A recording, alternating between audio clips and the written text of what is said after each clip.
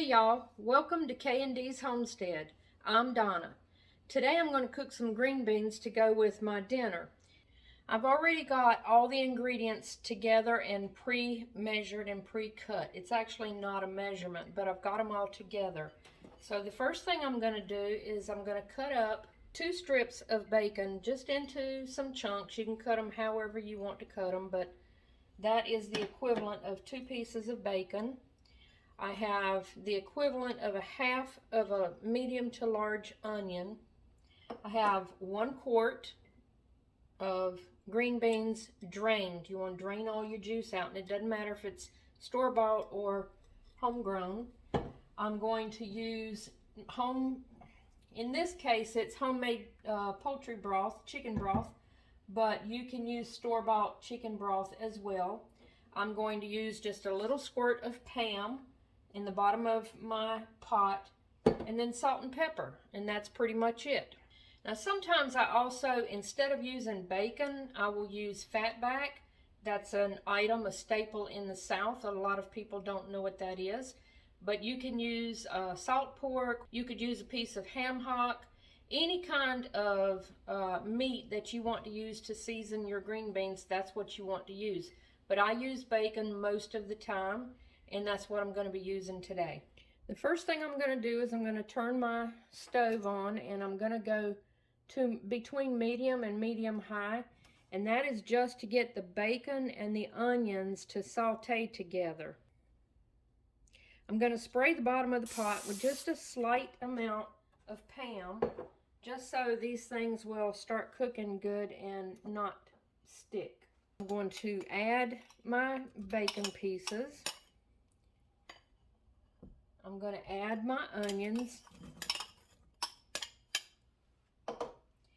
and I'm just going to let those saute in there and cook until they are browned and have formed a glaze on the bottom of the pan.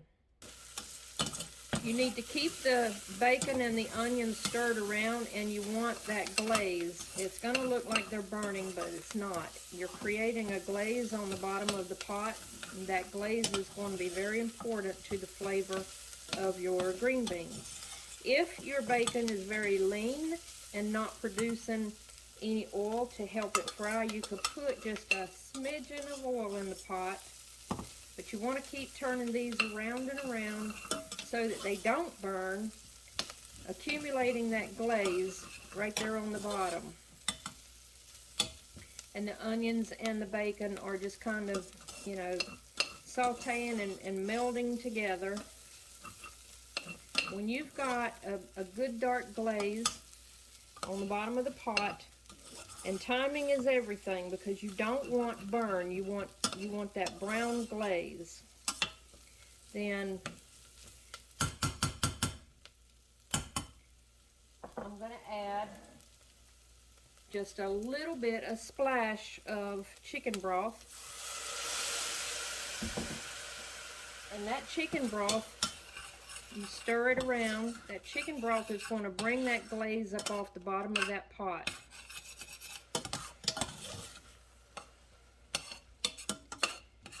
You stir it all around. The bottom of that pot will become clear and clean again because you're getting all that flavor from the bacon and the onion glaze all mixed together.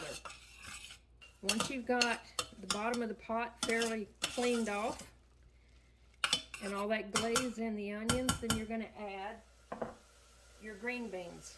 For this, I'm just doing 1 quart. But everything would be, you could add more of this or that if you're doing more than 1 quart. You could add 3 pieces of bacon and more onion. That's a personal preference, what you like. So I'm going to dump in the green beans that are drained. And I'm just going to kind of pull them aside just so I can have a visual. And I'm going to add more chicken broth to bring the chicken broth, the level, up to about half of what the green beans are. I don't like to add so much fluid that the beans are drowning because they're going to create more and they're going to cook in all of that fluid. but we're going to cook most of that fluid out. I might need just a little more. And you're going to bring these up to a boil and just let them keep boiling until the beans have cooked down a little bit and you just have a little bit of fluid left in the bottom of the pot.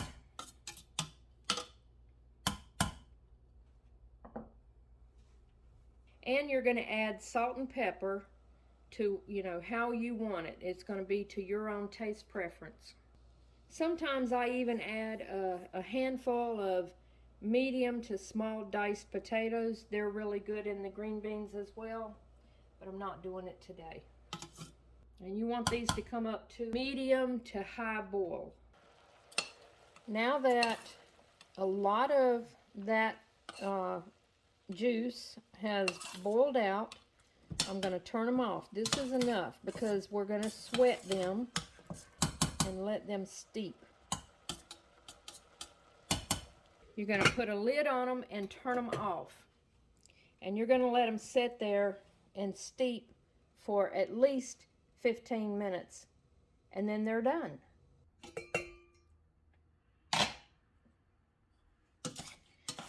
So now they're done.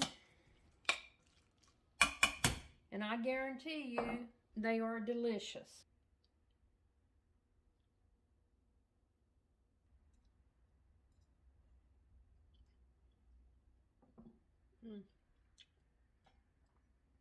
They're pretty perfect.